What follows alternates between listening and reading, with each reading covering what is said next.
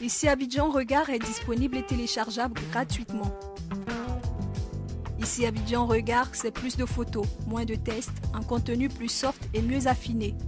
Ici Abidjan Regard, nous croisons tous les regards de ceux qui font Abidjan. Une juge française a cru devoir, par tous les moyens, m'humilier. Voilà, c'est fait. Je lui dis bravo.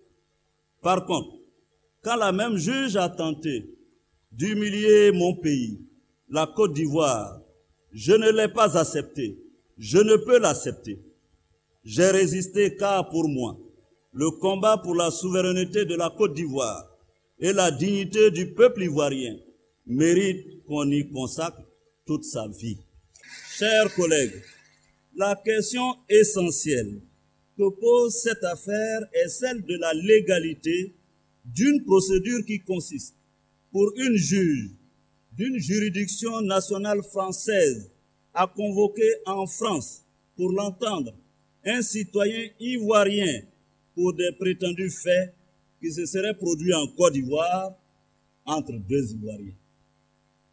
En effet, le 14 novembre 2011, le sieur Michel Gbagbo Koudou, citoyen ivoirien, maître assistant à l'université Félix Houphouët-Boigny d'Abidjan, secrétaire national chargé de l'administration pénitentiaire des détenus politiques du FPI, ancien secrétaire général adjoint dans le bureau exécutif national de la JFPI, ex-directeur de la formation, de la communication et de la sensibilisation au Comité national de pilotage du redéploiement de l'administration, CNPRA, sous tutelle de la primature, dépose une plainte auprès du tribunal de grande instance de Paris.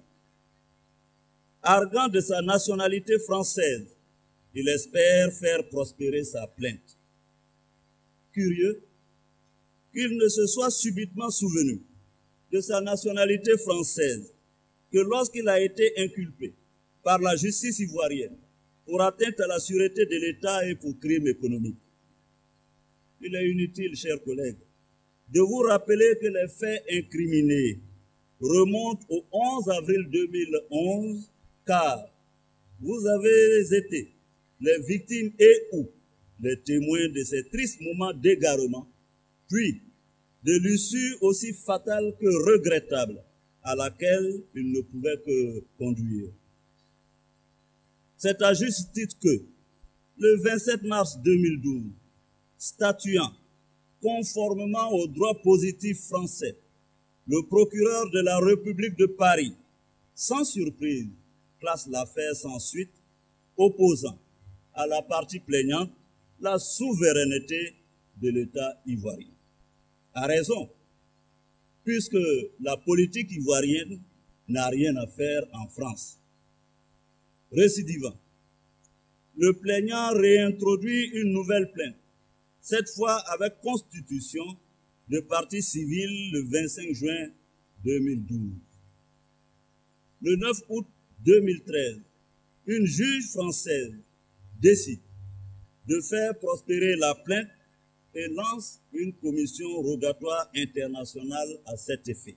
Cette commission rogatoire ne m'a jamais été notifiée, ni d'ailleurs aux officiers supérieurs des forces républicaines cités.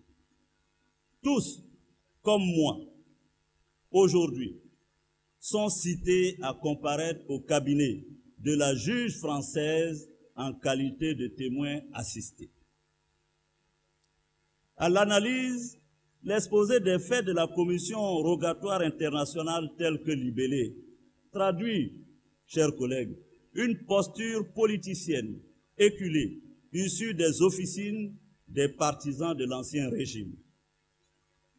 Chers collègues, il convient de noter la duplicité du plaignant, qui était au rang de ceux qui, hier, ont bâti le pavé, bavant leur haine contre la France et les étrangers, au nom d'un nationalisme exacerbé, qui ne se souvient de la fameuse formule « à chacun son français » et qui aujourd'hui brandissent leur nationalité française pour espérer les faveurs des autorités judiciaires de ce pays.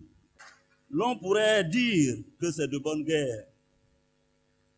Qu'on se le dise toutefois, en un mot comme en mille, dans cette affaire, il ne s'agit ni plus ni moins que de la remise en cause de l'élection du président de la République, son Excellence Alassane Ouattara, en 2010.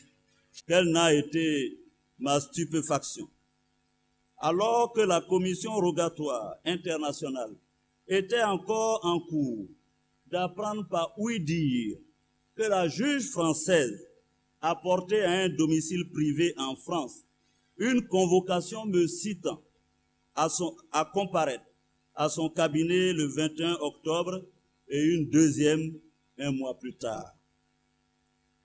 Dès lors que les dites convocations ne m'ont dûment pas été remises en main propre et à la bonne adresse, pouvaient-elles m'être opposables? Au surplus, le propriétaire du domicile cité, qui ne pouvait en droit ni agir en mon nom, ni en mes lieux et places, a, par lettre recommandée, non seulement retourné les dites convocations à l'envoyeur, mais a expressément porté la mention. Monsieur Guillaume Soro n'habite pas à cette adresse.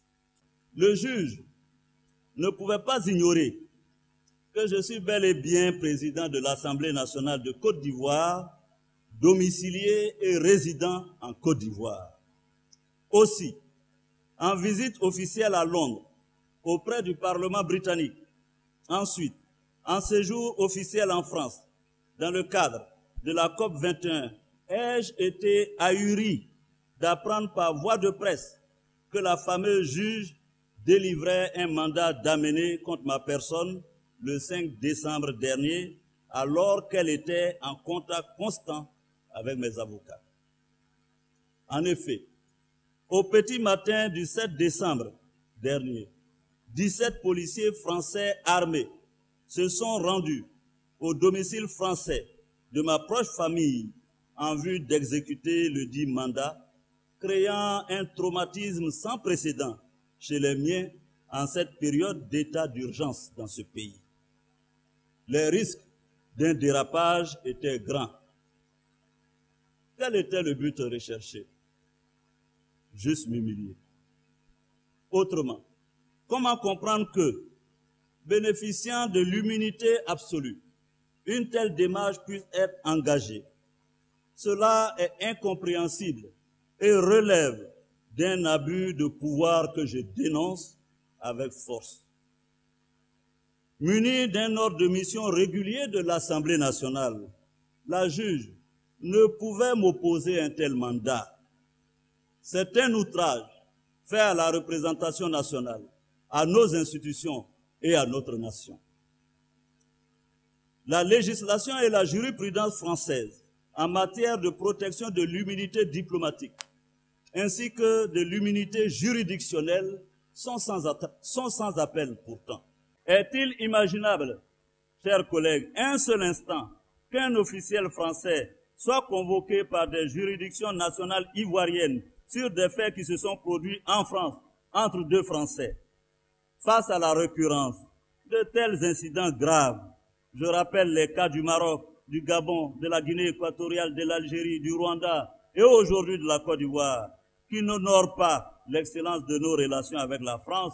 L'Afrique doit se réveiller. Ceci dit, ne faisons pas d'amalgame, car la France, nous l'aimons. Les Français, nous les aimons aussi. Jamais ne nous habitera le sentiment anti-français. Le principe sacro-saint de la séparation des pouvoirs est aussi une réalité dans notre pays. Et nous comprenons fort bien que des juges tentés par l'abus d'autorité puissent exister ici et ailleurs. J'ai été meurtri par toutes ces cabales qui m'ont frappé de plein fouet. Ces cabales ont fait naître la rumeur. Refuter une rumeur, bien difficile, voire impossible, tant elle se répand comme un cancer généralisé, comme si le médisant avait le diable sur la langue, et comme si celui qui l'écoute avait le démon dans l'oreille. Les coups bas en politique sont fréquents, mais que certains pseudo-panafricanistes, de même que certains de mes compatriotes, se soient réjouis et même ri à gorge déployée de cet événement, alors qu'il ne s'agissait ni plus ni moins que de l'humiliation de la Côte d'Ivoire entière, me semble proprement hallucinant et abominable. En effet, si j'avais cédé et permis que la juge française perfore mon immunité, j'aurais créé là une jurisprudence, livrant du coup tous les officiels ivoiriens et africains éventuellement au même sort. Je suis fier d'avoir résisté pour mon pays et pour l'Afrique. Vous me trouverez, chers collègues, renforcés dans les combats que nous avons ensemble menés jusqu'à présent. Je serai toujours présent quand il s'agira de la défense du prestige de notre institution en Afrique et dans le monde. Je répondrai encore présent quand il s'agira de la préservation de la dignité et de la considération due à nos députés. Grâce à vous, chers collègues, je suis debout. Avec vous, je demeure debout. Et ensemble, nous marcherons d'un pas hardi sur le chemin du destin. Retenez-le, chers collègues, je suis un homme de mission et pas un homme de démission. Pour autant, je ne suis pas homme à fuir ni la justice ni ma responsabilité. Moi qui, dans mon pays, ai été en prison, la première fois à l'âge de 22 ans, puis 4 fois successivement, et ce, du fait de mon militantisme syndical estudiantin, j'ai une expérience de la justice. Lorsque la Commission rogatoire internationale, conformément à l'accord de coopération en matière de justice signé entre la République française et la République de Côte d'Ivoire en 1961, me sera dûment notifié et le reviendra au bureau de l'Assemblée nationale de statuer. Car au final, chers collègues, c'est à vous et à vous seuls que la décision appartient. C'est vous qui aurez le dernier mot s'il s'agit de me présenter à la justice de mon pays. Et ce jour-là, il sera comme il lui plaira à la juge française de venir en Côte d'Ivoire pour assister un juge ivoirien, seul qualifié pour m'entendre. Par contre, et j'insiste à nouveau, ce qui, à mes yeux, ne peut être ni marchandé, ni cédé, c'est la considération et le respect dû aux lois et procédures de mon pays, la Côte d'Ivoire. Car une nation, si petite soit-elle, est une nation.